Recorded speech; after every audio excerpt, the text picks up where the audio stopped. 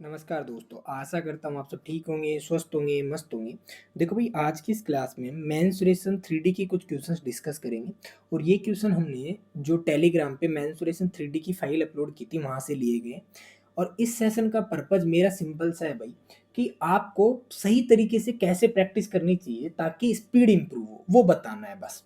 तो चलिए पहला क्वेश्चन हम देखते हैं। पहले क्वेश्चन में हमसे बोला गया है, A vertical cylindrical container is filled with oil. A solid hemispherical stone of radius 7 centimeter is immersed completely and the oil level rises by 3 centimeter. What is the radius of the cylinder? हमें सीधा सा बोला गया कि भाई ये एक हमारे पास सिलेंडर है। इस सिलेंडर में जब हम हेमिस्फेरिकल एक बॉल डाल देते हैं तो इसका जो लेवल है वो कितना बढ़ जाता है 3 सेंटीमीटर। और हमें निकालने की इस सिलेंड्रिकल बेलन की रेडियस कितनी है। तो हमें पता है हम क्या करते हैं, दोनों तरफ इनके वॉल्यूम बराबर कर देते हैं। तो ये भाई हमने वॉल्यूम बराबर कर दी, ठीक है, ये हमने वॉल्यूम बराबर कर दिए और यहाँ से हमें आर की वैल्यू निकालनी है। ये हमारा ट्रेडिशनल मेथड है। और जब आप मेंसुरेशन के क्वेश्चंस देखोगे तो आप देखोगे कि हर तीसरा चौथा क्वेश्चन इसी तरीके के किसी कंसेप्ट पर बेस्ड होता है कि 5 बोले हैं, उनको हमने एक बोल में तब्दील कर दिया या एक बोल को हमने 5 बोलों में तोड़ दिया, इसी तरीके के कुछ क्वेश्चंस होते हैं। तो जब हमें पता है कि हम सेम टाइप के क्वेश्चंस का बार बार सामना कर रहे हैं तो हो क्या रहा है, जो भी कॉमन चीजें वो तो कट जा रही हैं। हमें निकालना आर स्क्वायर। तो हम सीधा जब इसकी प्रैक्टिस करने जाएंगे तो हमें पता है कि भाई हमें निकालना क्या है, आर स्क्वायर। आर स्क्वायर निकालना है तो आर स्क्वायर मतलब आर बराबर क्या होगा, अंडर रूट। और क्या आएगा अंडर रूट में, 2/3 इंटू 7 का क्यूब। क्यों? क्योंकि पाई तो दोनों तरफ कट चुका है और ये चीज मैं माइंड में इमेजिन कर रहा हूं, मैं ये लिख नहीं रहा हूं कुछ भी, ये मैं लिख नहीं रहा हूं कुछ भी। ये मेरा 2/3 पाई आर क्यूब, ये किसका वॉल्यूम हो गया, हेमिस्फेयर का। और नीचे भाग लग जाएगा मेरा किसका, 3 का। 3 का क्यों? क्योंकि 3 इसकी हाइट है और रेडियस मुझे निकालनी है, ठीक है। बस ये सिंपल सा मेरे को इस क्वेश्चन को जब मैं सोल्व करूं तो एक इस स्टेप में होना चाहिए। क्यों होना चाहिए एक स्टेप में? क्योंकि वो वाली जो स्टेप थी ना मैंने यहाँ पे लिखी थी, वो हम बार बार बहुत बार कर चुके हैं। तो प्रैक्टिस का मतलब यही है कि आप कुछ चीजों को माइंड में इमेजिन करना स्टार्ट कर दो और उनको वहीं पे सोल्व कर दो। और आप जब एग्जाम में लिखो तो ये स्टेप लिखो। अब यहाँ से देखो, इसमें कुछ बचता ही नहीं है भाई आपके पास। यहाँ से 7 का स्क्वायर, 7/2 तो 7/3 तो आपका कॉमन आ जाएगा और अंदर क्या बचेगा आपका 14। अब यहाँ पे एक और चीज मैं आपको बता देता हूँ कि √14 है। तो अंडर रूट 14 जब आप निकालोगे तो अंडर रूट 14 को अंडर रूट बाहर निकालने के लिए एक ट्रिक बता देता हूँ भाई मैं। 14 से बड़ा एक 16 है और एक 9 है, जो कि दोनों परफेक्ट स्क्वायर है। तो इसका एक फॉर्मूला होता है भाई हमारे पास, x+y/2√y। x+y, x क्या होता है आपके पास, ये 14 प्लस y क्या होता है, इन दोनों में से जो भी आप लोगे वो y होगा। मैंने यहाँ पे लिया y 16/2√y, मतलब 16 का अंडर रूट करोगे कितना आएगा, 4। तो 16 और 4 30/8। ये कितना हो जाएगा भाई, 8 या 24, 8 टू 7 तो 56 और 8 टू 5 40, 3.75। तो अंडर रूट 14 की वैल्यू कितनी आ गई, 3.75, ठीक है। अब देखो इस क्वेश्चन में मेन चीज क्या है कि अगर हम पूरा करने जाएंगे एग्जाम में तो ये वाली चीज आपको कंफ्यूज कर देगी। कब? अगर आपको ये नहीं पता है कि इसका स्क्वायर रूट कैसे निकालना है, ठीक है। मेरा पर्पज यहाँ पे सिंपल सा था कि आपको ये वाली चीज बताना कि आप एग्जाम हॉल में सीधा ये एक स्टेप में कैसे आपको लिखना है, ठीक है। इसी तरीके से हम दूसरा क्वेश्चन देखते हैं भाई। देखो दूसरे क्वेश्चन में हमसे बोला गया है, 5 सेंटीमीटर त्रिज्या वाले एक ठोस बेलन में 1 सेंटीमीटर त्रिज्या के 4 बेलनाकार छेद पूरी ऊंचाई तक किए जाते हैं। उठाया गया आयतन कुल आयतन का लगभग कितना प्रतिशत है। भाई हमें बोला गया कि एक इस तरीके से बेलन है, इस बेलन में से हमने क्या किया, इस तरीके के 4 छेद निकाल लिए और पूछा गया है कि जो बचा हुआ आयतन है, जो सॉरी हटाया गया आयतन है, वो कुल वॉल्यूम का कितना परसेंट है। तो यहाँ पे जब करने जाऊंगा जो चीजें कॉमन है दोनों में वो मैं काट दूंगा। हमें निकालना हटाया गया आयतन। तो हटाया गया आयतन कितना है भाई, पाई से तो पाई कट जाएगा, पाई आर स्क्वायर। आर कितनी है इसकी, 1। एच, दोनों की एच बराबर तो एच भी कट जाएगी। और ये ऐसे टोटल कितने हैं, 4। और टोटल वॉल्यूम हमारा कितना होगा, पाई, पाई से पाई कट गया, आर स्क्वायर। और एच से एच कट गई, क्यों? क्योंकि दोनों की हाइट बराबर है, इंटू 100। तो यहां से हमारा कितना आ जाएगा, 16%। तो बेसिकली मेरा पर्पज यही है कि जो चीजें आपको एग्जाम हॉल में लिखनी है वही लिखो, जो चीजें कॉमन है या आपको जो समझ में आ रही है उनको माइंड में ही सोल्व कर लो भाई, ठीक है। अगला क्वेश्चन है भाई हमारे पास, 10 सेंटीमीटर त्रिज्या वाले एक धातु के गोले को पिघलाकर 8 समान छोटे गोलों में डाला जाता है। मूल गोले के पृष्ठीय क्षेत्रफल और सभी 8 छोटे गोलों के कुल पृष्ठीय क्षेत्रफल का रेशियो क्या हो गया, हमें निकालना है। अब देखो भाई, हमें पता है कि वही पहले वाला क्वेश्चन ही, दोनों का वॉल्यूम सेम करना है।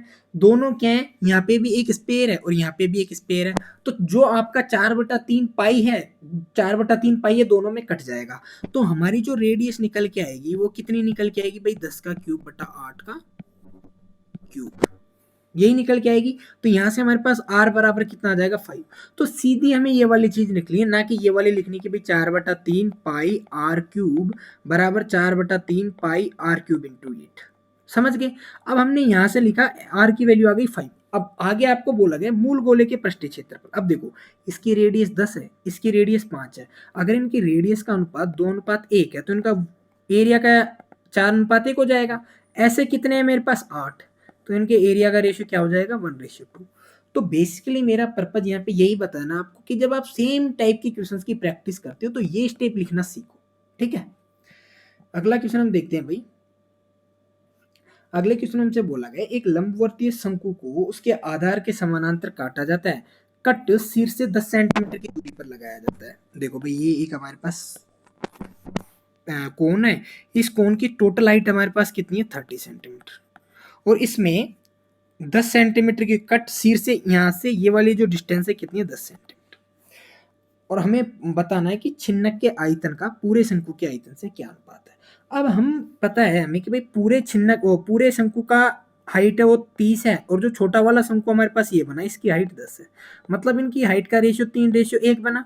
तो इनके जो वॉल्यूम का रेशियो आएगा वो कितना आएगा, इनका क्यूब, 27 का रेशियो 1। छिन्नक का आयतन, अब देखो भाई, इसका वॉल्यूम 1 हो गया, पूरे छिन्नक का वॉल्यूम हमारे पास 27 हो गया। तो जो ये हमारे पास फ्रस्टम बचा, इस फ्रस्टम का वॉल्यूम कितना हो गया, 26। तो बेसिकली हमें यही तो निकालना था कि 26:27। अब मैंने ये क्वेश्चन क्यों लिया है, मैंने ये क्वेश्चन इसलिए लिया है कि भाई ये वाला क्वेश्चन ना, आप अगर ये पीडीएफ भी सोल्व करोगे तो आपको कहीं ना कहीं अलग अलग फॉर्मेट में, कहीं इनका रेशियो 2-3 है, कहीं 1-2 है, कहीं 1-3 ही है, इस तरीके से आपको मिलेगा, और सब में सेम पैटर्न फॉलो हो रहा है। तो ये लिखने विखने की कोई जरूरत नहीं है। जब आपको पता है कि आप एक क्वेश्चन 10 बार कर चुके हो तो ये लिखना नहीं होता, हमें सीधा ये करना होता है कि भाई देखो, ये 30 है, ये 10 है, 1:3 मतलब 1:27, तो सीधा हम 26:27 कर देंगे, हमें कुछ करना ही नहीं है भाई पूरा, ठीक है। तो इस सेशन का पर्पज यही बताना है कि आपकी प्रैक्टिस को आपको किस तरीके से एनहांस करना है ताकि आपकी स्पीड इंप्रूव हो। ये वाला क्वेश्चन देखो भाई, इस क्वेश्चन में हमसे बोला गया कि 2 hemisphere of radius 2 centimetre and 4 centimetre are melted and recast into another hemisphere. देखो, 2 हेमिस्फीयर को रिकास्ट किया जा रहा है एक हेमिस्फीयर में, तो जो 2/3 पाई है कट जाएगा। हमें यहाँ से आर निकालनी है। सबसे पहले तो आर के लिए हमें पता है यहाँ पे 2 का क्यूब प्लस 4 का क्यूब होगा, 64 प्लस 8, तो कितना हो गया भाई, ये आर की वैल्यू क्यूब रूट 72, ये क्यूब रूट है भाई आपका। नए बने अर्धगोले का अनुमानित कुल पृष्ठीय क्षेत्रफल, जो हेमिस्फीयर बनेगा उसका कुल पृष्ठीय क्षेत्रफल कितना होता है भाई, 3πr²। ये हमें निकालना है बस। आर की वैल्यू, अब देखो ये जो आपका 72 है, नियर अबाउट 4 से बड़ी है, 4 से बड़ी है 3, पाई की वैल्यू हम 3.14 लेंगे, आर की वैल्यू 16 लेंगे। जब आप इस कैलकुलेशन को करोगे तो 150 पॉइंट समथिंग आएगा। मतलब हमारा जो भी आंसर आएगा वो 150 से तो ज्यादा ही आएगा। क्यों आएगा 150 से ज्यादा, क्योंकि ये जो 72 है ये भी तो 4 से ज्यादा है भाई, तो हमारा आंसर 150 से ज्यादा। यहाँ पे एक ही ऑप्शन है 163। अब देखो, इस क्वेश्चन में तो ये वाला तरीका लग गया, लेकिन जरूरी नहीं है कि सब में लगे। तो ऐसे क्वेश्चंस में आपको फंसना नहीं है इन पहले स्टेप में, पहले राउंड में जब आप क्वेश्चंस कर रहे हो। तो मेरा पर्पज आपको ये बताना है कि आपको सीधा ये वाली फॉर्मेट पे आना है, ठीक है। अगला क्वेश्चन देखते हैं भाई। अगले क्वेश्चन हमसे बोला गया है, एक ठोस गोले को एक घन के अंदर इस प्रकार रखा जाता है कि वह उसकी सभी 6 सतहों को स्पर्श करता है। घन के आयतन का कितना प्रतिशत भाग गोले द्वारा नहीं घेरा गया। अब देखो, ऐसे क्वेश्चंस में ना कुछ चीजें होती हैं आपको जो याद रखने की होती हैं। याद रखने की क्या है भाई, जब भी आप किसी क्यूब में कोई स्पेयर रख रहे हो, भाई ये कोई आपके पास क्यूब है, इस क्यूब में जब आप कोई स्पेयर रख रहे हो तो क्यूब का वॉल्यूम और स्पेयर का जो वॉल्यूम होता है, इनका रेशियो होता है 21:11। अब ये वाली चीज आपको पता होनी चाहिए कि भाई अगर आपको नहीं पता तो आप इसको छेड़ो ही मत, सेकेंड राउंड में आके करेंगे। इनका वॉल्यूम ये है, घन के आयतन का कितना प्रतिशत भाग गोले द्वारा नहीं घेरा गया, तो कितना नहीं घेरा गया, 10। टोटल क्यूब कितना है, 21/100। बस ये वाली कैलकुलेशन आपको करनी है, लेकिन उसके लिए आपको ये आना जरूरी है। तो ये ऐसी चीजें हैं जो आपको याद रखना जरूरी होती हैं भाई, ठीक है। और जब बार बार ये चीजें आती हैं तो हम याद क्यों नहीं करेंगे, करेंगे भाई याद। अगला क्वेश्चन हमारा है 12 सेंटीमीटर भुजा वाले एक घन के भीतर एक पिरामिड अंकित है। देखो भैया आपका एक घन है और इसमें से आपने एक पिरामिड ये इस तरीके से अंकित है, जिसका आधार घन का आधार है, इन दोनों का जो बेस है वो सेम है तथा शीर्ष ऊपरी फलक के केंद्र पर है। मतलब इसका जो ये एपेक्स है वो यहाँ पे, इसका मतलब दोनों की हाइट सेम है, दोनों की क्या सेम है, हाइट। पिरामिड का आयतन ज्ञात कीजिए। अब आपको पता होगा कि क्या होता है ना, जब आपका प्रिज्म और पिरामिड होता है, उनकी इसका प्रिज्म का वॉल्यूम ये होता है और पिरामिड का वॉल्यूम आपका ये होता है, जब इनकी रेडियस और हाइट सेम होती है तो बेसिकली प्रिज्म और पिरामिड का जो वॉल्यूम होता है उसका रेशियो कितना होता है, 1:3। तो हमें पूछा गया है किसका वॉल्यूम भाई, पिरामिड का। तो जो क्यूब है उसका वॉल्यूम ये हो गया, अगर पिरामिड का निकालना है तो इसका 1/3 कर दो। तो मैं यही समझाना चाह रहा हूँ बंधु कि यहाँ पे ये सब कुछ नहीं लिखना, हमें पता है कि भाई सीधा इसका 1/3 होगा, हम यहाँ पे ये कैलकुलेशन करेंगे। ये कैलकुलेशन क्यों करेंगे, क्योंकि हम ऐसे क्वेश्चंस बार बार कर रहे हैं, तो बार बार कर रहे हैं तो हम वो चीजें नहीं लिखेंगे या वो चीजें नहीं सोचेंगे, हम सीधा माइंड में ये कैलकुलेट करेंगे कि अच्छा इसमें ये बन रहा है। और ये आपके लिए बहुत इंपॉर्टेंट है। जब अगर आप सॉल्यूशंस भी देखोगे ना, मैंने तो ट्राई किया कि सॉल्यूशंस आपको वैसे करके दिए ताकि आप समझ पाओ, नहीं तो अगर मैं सारे क्वेश्चंस के सॉल्यूशन ऐसे दे देता तो आप नहीं समझ पाते, इसीलिए मैंने ये सेशन रखा है। एक घनाभ के 3 आसन फलकों के क्षेत्रफल ये घनाभ का आयतन ज्ञात कीजिए। अब देखो ये भी बहुत रिपीटेड क्वेश्चन है, अगर जब भी ऐसा है तो आपको पता है सीधा 60, 72, 90 होगा, बस यही करना है आपको, आपको और कुछ भी नहीं लिखना। ये तो खैर वैसे भी इजी क्वेश्चन था, लेकिन मेरा पर्पज यही बताना है आपको कि जब आप सेम टाइप के क्वेश्चंस कर रहे होते हो तो आपको क्या लाइन होती है जो एग्जाम में लिखनी है। देखो भाई ये वाला क्वेश्चन आपको पता है सीजीएल मेंस के पेपर में पूछा गया था, और इस क्वेश्चन में बहुत सारे बच्चों को दिक्कत आई थी। इसमें बोला गया है ए स्पेयर रेडियस 21 centimetre is cut into 8 identical pieces by 3 mutually perpendicular cuts through its centre. देखो एक सीधी सी बात, अगर ये आपके पास एक स्पेयर है, इस स्पेयर को आप इस तरीके से काट रहे हो, तो जब भी आप एक स्पेयर को काटोगे ना तो इस तरीके से बनेगा, एक ये बना और एक ये बना, ठीक है। तो इसमें क्या हुआ, इसमें और इसमें क्या चेंज हुआ भाई, इसमें ये एक extra pi r square add हुआ और ये एक extra pi r square add हुआ, बाकी तो ये वाला कितना है, इसका 2 पाई आर स्क्वायर, और ये वाला कितना है, ये वाला इसका, ये वाला भी 2 पाई आर स्क्वायर।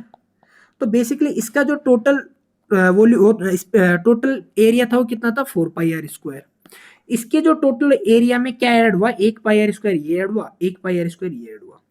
तो हमें एक चीज गांठ बांध लेनी है कि आप कभी भी एक स्पेयर को सेंटर से कट कर रहे हो तो आपके पास एक, जब आप कट लगाओगे तो क्या होगा, 2 पाई आर स्क्वायर एक्स्ट्रा बनेंगे।